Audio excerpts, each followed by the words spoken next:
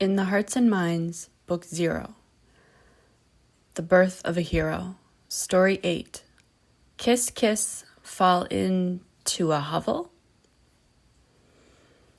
The day was like any other.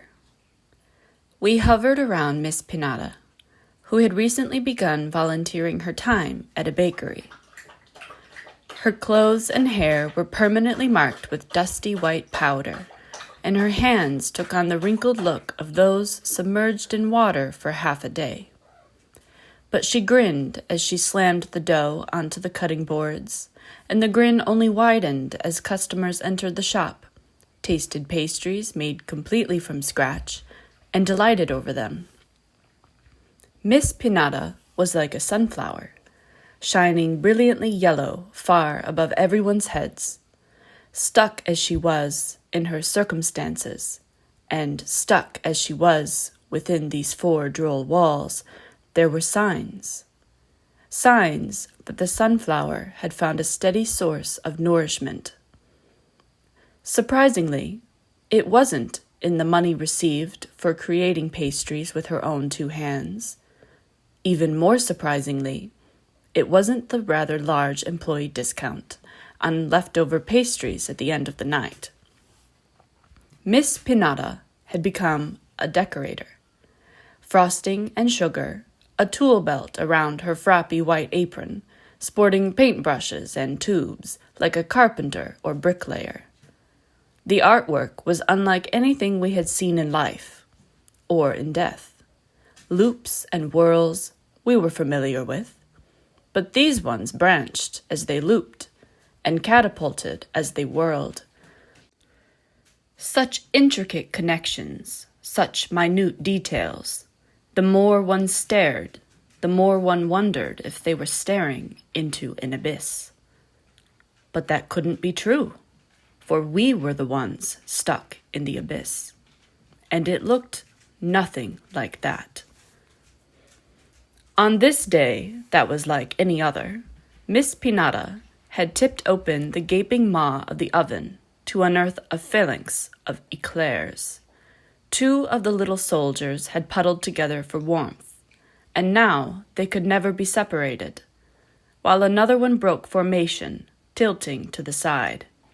What had caused it to move? The steaming tray was larger than her torso.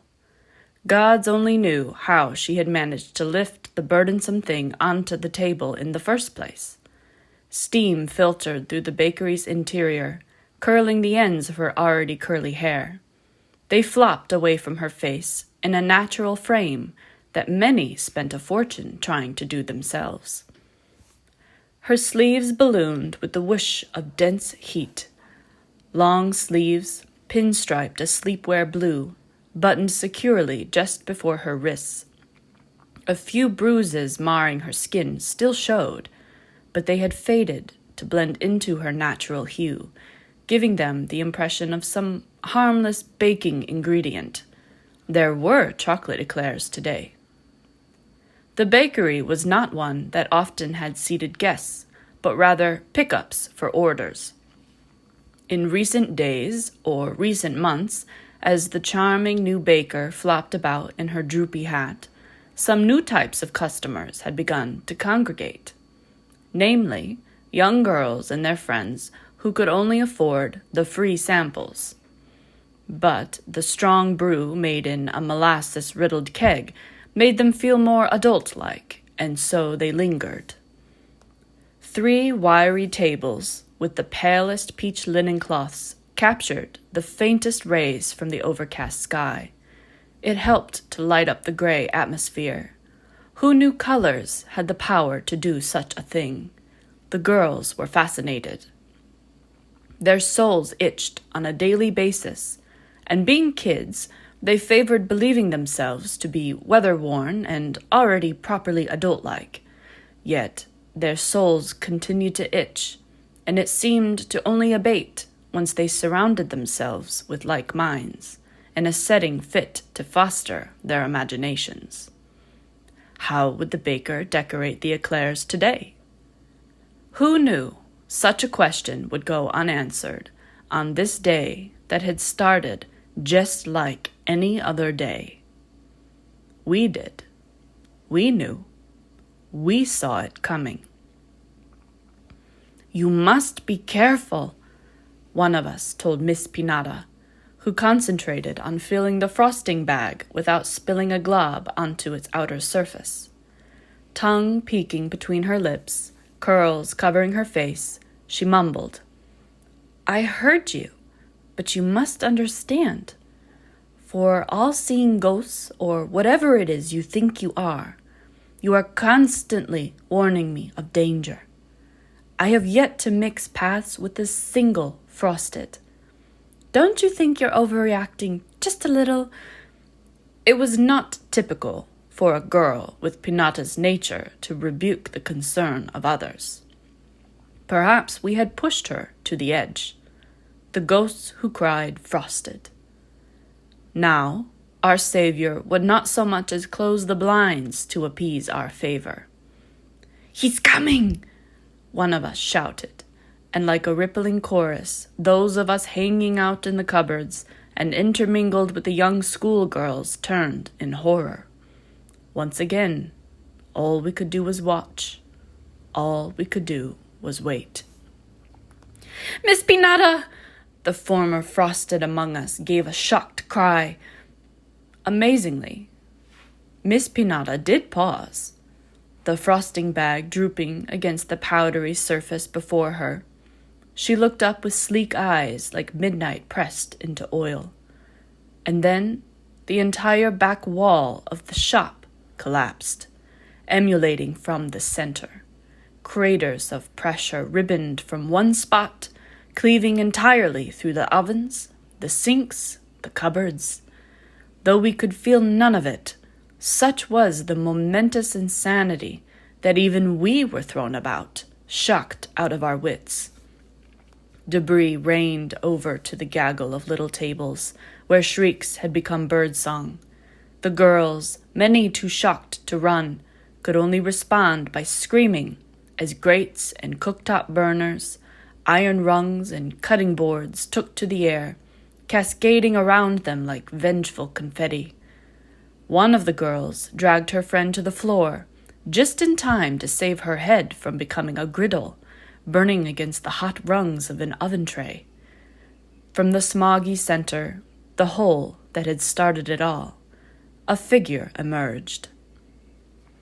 It was a large figure, with at least 7 heads, if the shadows could be trusted.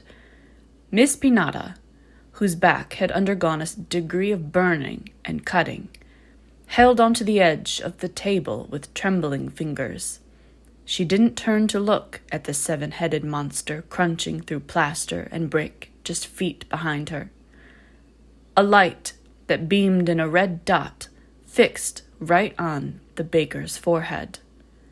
This did not come from the hole in the wall, but rather out from the street. Pinata squinted to see through it, face and hair covered in more dust than the entirety of the dust in her small home. The first of us to gather our wits tried to warn her. Reaching out a useless, ghostly hand, they shouted, "Miss, move, move!" A giant whoosh of air was the only warning, blasting through the smoke, the dust, the fallen debris, in seconds too fast for Pinata to contemplate her impending demise. She had just enough time to close her eyes, think, at last, before the blast hit. She was yanked sideways, thrown completely off course, a ringing alarm system of pain at each twist of her back. Propelled by an unseen force, Pinata heard another great heave, like another wall had burst in, and from there she fell. How she fell, she didn't know. Where she fell, one could hardly guess, other than from the rotting smell that immediately filtered into her nose. Smoke-clogged eyes squirmed open. She did not know where she was until it clicked, registering at a pace 3 beats slower than her heart. The abandoned shop front to the left of the bakery. Word was, unidentified persons had made the place their home, but it really smelled like they had made it their toilet. When Pinata tried to rise, her back told her to stop. She didn't listen, pushing up onto her elbows. A low groan emanated from beneath her. Then the floor moved, and she realized she had fallen on top of a person. Wide eyes stared down at a young man, just as dust-ridden and smoke-clogged as she. Pinata could hardly make out his orangey hair or the glimmer of gold in his honey eyes. She could make out the muscles. Well, the lack of muscles. And the plants. The man was wrapped in thick plants that seeped sticky sap from numerous cuts along their winnowing vines. "We have to run," the man said. Before Pinata could protest being included in "we," she had been picked up by her scruff like a kitten, then settled onto unsteady legs like a baby deer. The man grabbed her hand and pulled her deeper into the store. Pinata could not understand the sudden change in her reality, so she didn't waste time trying to. This hand pulling her along was the only thing she spared any thoughts on. This hand that was taking her away. Away. She smiled. Behind her, we groaned. Oh no, not that look on her face again.